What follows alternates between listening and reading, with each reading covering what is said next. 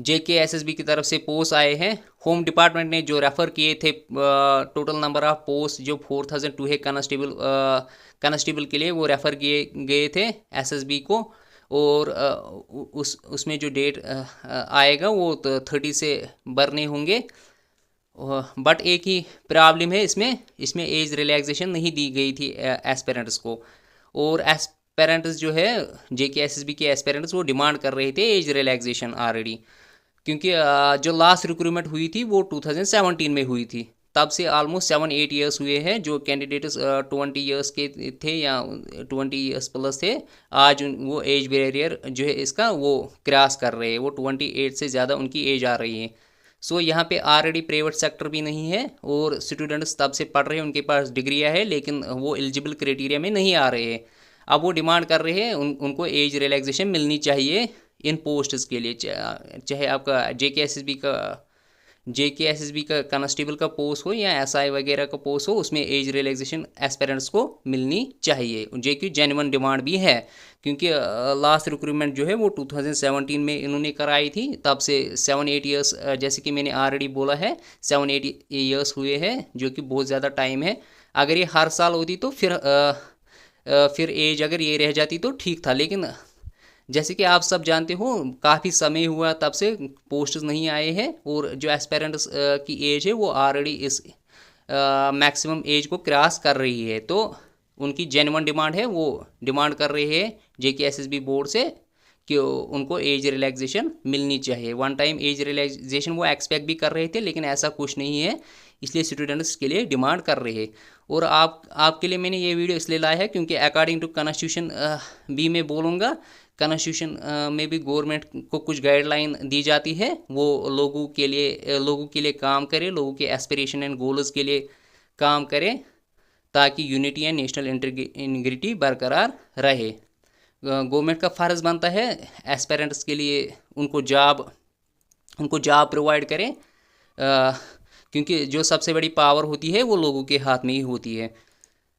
जैसे कि आप जानते हो, ये जो रिक्रूटमेंट है अच्छी खासी पोस्ट्स है इसमें। 4002 है फॉर कांस्टेबल पोस्ट्स और 752 रहने वाले हैं SI वगैरह के लिए। तो आप ये जेन्युइन था, इनको एज रिलैक्सेशन मिल जाती, लेकिन उनके पास डिग्रियां है जैसे कि मैंने ऑलरेडी बोला, लेकिन वो एलिजिबल क्राइटेरिया में नहीं आते, क्योंकि वो 28 जो इसकी मैक्सिमम एज रहने वाली है तो वो ऑलरेडी उससे क्रॉस कर रहे हैं, जो कि एक बहुत बड़ा कंसर्न है। अब SSB को कई सारे स्टूडेंट एसोसिएशन डिमांड कर रहे हैं और एस्पेरेंट्स बेरोज़गार है, ऑलरेडी प्राइवेट सेक्टर यहाँ पे नहीं है उतना, तो इसलिए जेन्युइन भी था गवर्नमेंट को एस्पिरेशन एंड गोल्स के लिए काम करना लोगों के लिए। उसके बाद हम डेटा देखेंगे। आप देख सकते हो अनएम्प्लॉयमेंट रेट जो है जम्मू एंड कश्मीर में, आप देख सकते हो जो लेटेस्ट डेटा है हमारे पास वो 23.09% था मार्च में 2023 में unemployment rate Jammu and Kashmir में, जो कि बहुत ज़्यादा है 23.09%। उसके बाद यहाँ पे कुछ एज ग्रुप दिया गया है।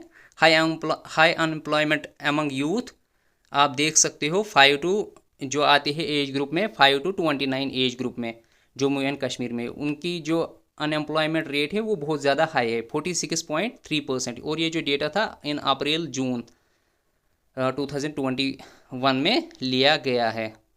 और यहाँ पे मैंने ऑलरेडी बोला है, ये वाला जो डेटा है 23.09% जो अनएम्प्लॉयमेंट रेट है यहाँ पे मार्च 2023 का डेटा है ये, जो कि बहुत ज़्यादा हाई है। और यहाँ पे अनएम्प्लॉयमेंट रेट जैसे कि आपको ऑलरेडी मैंने डेटा दिया है बहुत ज़्यादा है, तो गवर्नमेंट को चाहिए था वन टाइम रिलैक्सेशन दिए जाए एस्पेरेंट्स को, ताकि वो भी अपना फॉर्म फिल कर सकते थे। उनकी पेरेंट्स की हाई एक्सपेक्टेशंस होती है और यहाँ पे कोई उतना प्राइवेट सेक्टर भी नहीं है, तो जेन्युइन था, उनकी डिमांड जेन्युइन थी, वो उनको मिल जाती एज रिलैक्सेशन। आपको मैं यहाँ पे कॉन्स्टिट्यूशन का रोल बोलूँगा, गवर्नमेंट का क्या फ़राइज़ थे यूथ के लिए, उनको काम करना होता है।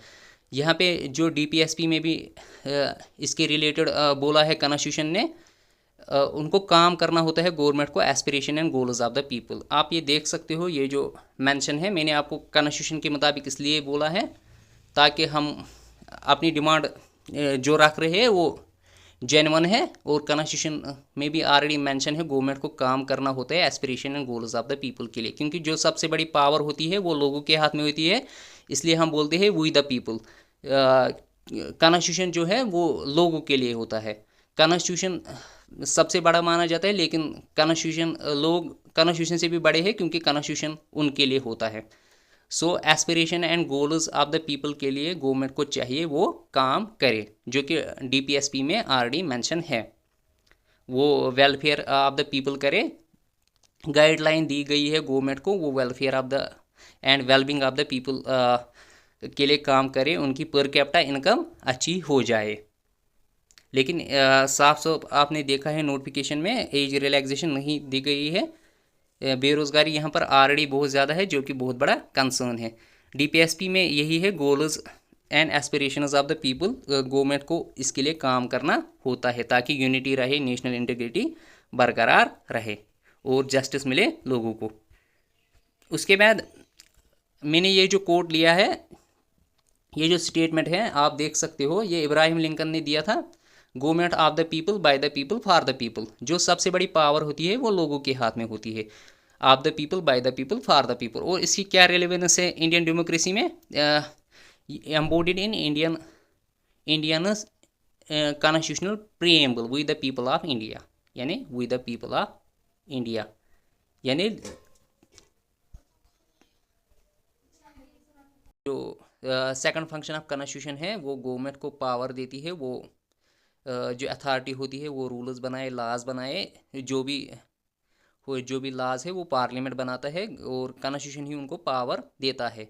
और तीसरी जो फंक्शन होती है वो लिमिट करता है उनको पुट। और फोर्थ फंक्शन जो हम यहाँ पे डिस्कस कर रहे हैं वो aspiration and goals of the people है, यानी गवर्नमेंट को चाहिए कि वो लोगों के लिए काम करे। और we the people of India means जो सबसे बड़ी ताकत है वो लोगों के हाथों में होती है, इसलिए गवर्नमेंट को चाहे वो aspirations and goals of the people के लिए काम करे।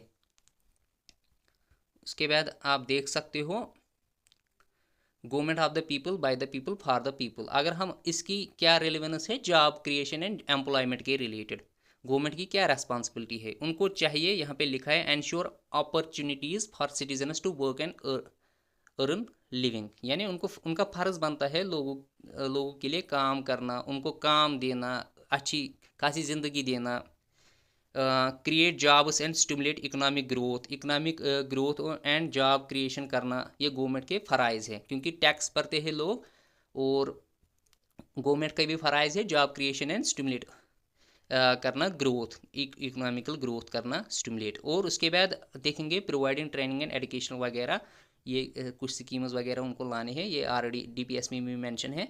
उसके बाद हम फीचर्स ऑफ इंडियन डेमोक्रेसी देखेंगे।